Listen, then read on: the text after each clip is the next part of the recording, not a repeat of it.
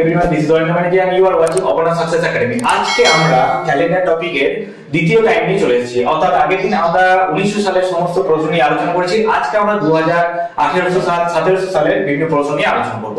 দেখো, যদি সালটা 2000 সাল থাকে তো 2000 সালের ক্ষেত্রে আমাদের কি জানতে হবে? 2000 সালের ক্ষেত্রে কোনো আলাদা কিছু হবে না। 2000 সালের উপর যদি কোনো প্রশ্ন পড়ে তাহলে সেই ক্ষেত্রে আমাদের 1900 সালে যে টাইপটা আমরা করেছি সেইভাবেই করব। শেষে যে দিনটা বেরোবে তার থেকে একদিন কম ধরবো, ঠিক আছে?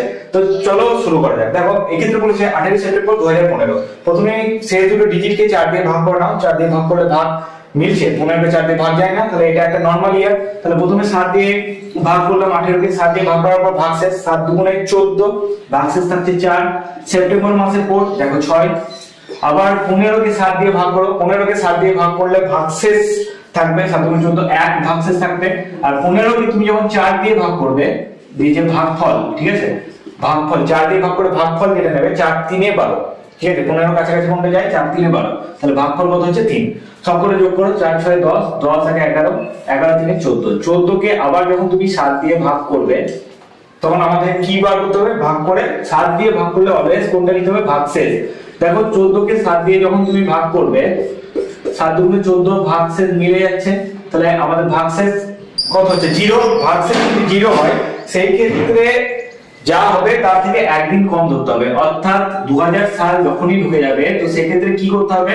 ভাগশেষ এলো 0, অর্থাৎ 0 মানে কি বার? 0 হচ্ছে শনিবার। শনিবারের থেকে একদিন কম ধরতে হবে। অর্থাৎ শনিবার তো বেরলো 2000 সাল থাকার জন্য, তার থেকে একদিন কম, অর্থাৎ তার আগের দিনটা ধরতে হবে। তাহলে উত্তর হবে শুক্রবার। চলে আসি আজকে 2 নম্বর প্রশ্নটি নিয়ে। আজকে প্রথম প্রশ্নটা আমরা 2000 সালে করলাম। তো 2000 সালের ক্ষেত্রে কন্ডিশন কি বললাম? যে 1900 সালের মতো যেমনটা করলাম শেষ অবধি যাবো, ভাগশেষ বার করবো। তো 2000 সাল হলে কি হবে? ভাগশেষ -1, অর্থাৎ যে দিনটা বেরোবে তার একদিন আগেরটা হবে প্রকৃত উত্তর 2000 সালের ক্ষেত্রে, ঠিক আছে? 1900 সালের ক্ষেত্রে যেটা ভাগশেষ থাকবে সেটাই হবে উত্তর। আর 1800 সালের ক্ষেত্রে কি হবে? যেটা ভাগশেষ থাকবে তার সাথে 2 ঘর বাড়িয়ে দেবো। অর্থাৎ যদি বুধবার বেরোয় ভাগশেষ তাহলে আমাদের উত্তর হবে বৃহস্পতি শুক্রবার, অর্থাৎ 2 দিন বাড়িয়ে যেটা হবে সেটা হবে প্রকৃত উত্তর। 1700 সালের ক্ষেত্রে ভাগশেষ যা বেরোবে তার 4 ঘর পর, অর্থাৎ 4 দিন পরে যেটা হবে সেই দিনটা হবে প্রকৃত উত্তর। তো চলে আসি এই অঙ্কটার সমাধানে। 10 মে 1857। তো দেখো, প্রথমে আমাদের ওই সেম নিয়ম, 7 দিয়ে ভাগ করে ভাগশেষ বার করতে হবে। তো 10 কে 7 দিয়ে ভাগ করলে ভাগশেষ থাকে 3। মে মাসের কোড দেখো, জানুয়ারি ফেব্রুয়ারি মার্চ এপ্রিল মে, মে মাসের কোড হচ্ছে 2। বছরের শেষ যে দুটো ডিজিট আছে তাকে 7 দিয়ে ভাগ করো, 7 8 56, ভাগশেষ থাকছে 1। আবার এই দুটো ডিজিটকে 4 দিয়ে ভাগ করো, 4 14 56, অর্থাৎ 4 দিয়ে ভাগ করে ভাগফলটা নিতে হবে। 4 দিয়ে ভাগ করে ভাগফলটা নিতে হবে, তো 14। সব করে যোগ করো, 3 2 5 আর 6, 6 আর 14 যোগ করলে হচ্ছে 20।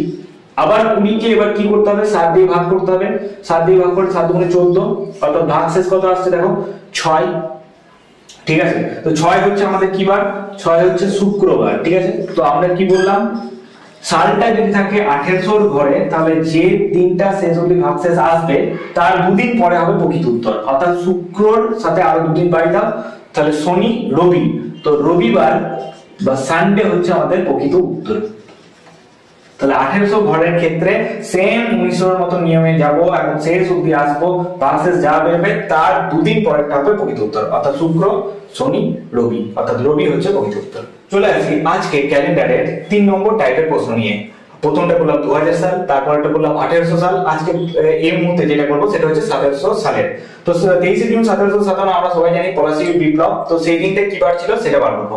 তো এক্ষেত্রে আরেকবার বলে রাখি, যখন 1900 সাল থাকবে তখন যেটা ভাগশেষ হবে সেটাই উত্তর। 2000 সালের ক্ষেত্রে যেটা ভাগশেষ হবে তার আগের দিন, একদিন আগে, অর্থাৎ ভাগশেষ -1 করে যেটা বেরোবে সেটা উত্তর। 1800 সালের ক্ষেত্রে দেখলাম ভাগশেষ যা বেরোবে তার 2 দিন পরে হবে প্রকৃত উত্তর। আর 1700 সালের ক্ষেত্রে সেম নিয়ম, 1900 সালের মতো সেম নিয়মে করে আসবো, যে ভাগশেষটা বেরোবে তার 4 দিন পরে হবে প্রকৃত উত্তর, ঠিক আছে? তো এই ক্ষেত্রে দেখো এবার কিভাবে সমাধান করি। তো 23 জুন, তো প্রথমে 1757 আমি একবার চেক করে নেবো যে শেষ দুটো ডিজিটকে 4 দিয়ে ভাগ করে, এটা লিপিয়ার না সাধারণ বছর? তো শেষ দুটো ডিজিট 57 আছে, 4 দিয়ে ভাগ করলে মেলে না, তাহলে এটা সাধারণ বছর, ঠিক আছে? তো সেক্ষেত্রে দেখো প্রথমে 7 দিয়ে ভাগ করে যে ভাগশেষ 7 3 21, ঠিক আছে? 23 আছে, তাহলে আমার 2 ভাগশেষ করে থাকছে। জুন মাসের কোড, জানুয়ারি ফেব্রুয়ারি মার্চ এপ্রিল মে জুন, জুন মাসের কোড দেখো 5, ঠিক আছে? তারপর শেষ দুটো ডিজিটকে 7 দিয়ে ভাগ করো, 7 8 56, 7 8 56, অর্থাৎ ভাগশেষ থাকবে 1। আর এই শেষ দুটো ডিজিটকে 4 দিয়ে ভাগ করে ভাগফল 4 14 হচ্ছে 56, ঠিক আছে। তো 14 হচ্ছে ভাগফল, সম্পর্কে জুড়ে দাও, 5 2 7 7 1 8 8 14 হচ্ছে 22, আবার 22 যেটা যোগফল বেরোবে তাকে আবার 7 দিয়ে ভাগ করো, 7 3 21, ঠিক আছে। 1 হচ্ছে ভাগশেষ, তো 1 হচ্ছে আমাদের কি বার, 1 হচ্ছে আমাদের সানডে বা রবিবার, ঠিক আছে। 1 হচ্ছে রবিবারের পর, কি বললাম, সালটা যদি থাকে 7 বছর পরে, তাহলে যে ভাগশেষটা আসবে বা যে দিনটা শেষ অবধি বেরোবে তার 4 দিন পরে হবে প্রকৃত উত্তর, অর্থাৎ ভাগশেষ প্লাস 4। তাহলে রবিবারের 4 দিন পর সোম মঙ্গল বুধ বৃহস্পতি, তাহলে আমাদের সঠিক উত্তর হবে বৃহস্পতিবার বা থার্সডে। ওকে, এইভাবে আমরা ক্যালেন্ডারে 1900 সাল, 2000 সাল, 1800 সাল, 1700 সালের সমস্ত অঙ্ক করে নিতে পারবো। যদি আমাদের চ্যানেলটি তোমাদের ভালো লাগে এবং আমাদের কন্টেন্টগুলো যদি তোমাদের ভালো লাগে, তাহলে আমাদের চ্যানেলটিকে লাইক, শেয়ার এবং সাবস্ক্রাইব করে সবসময় আমাদের উৎসাহিত করবে।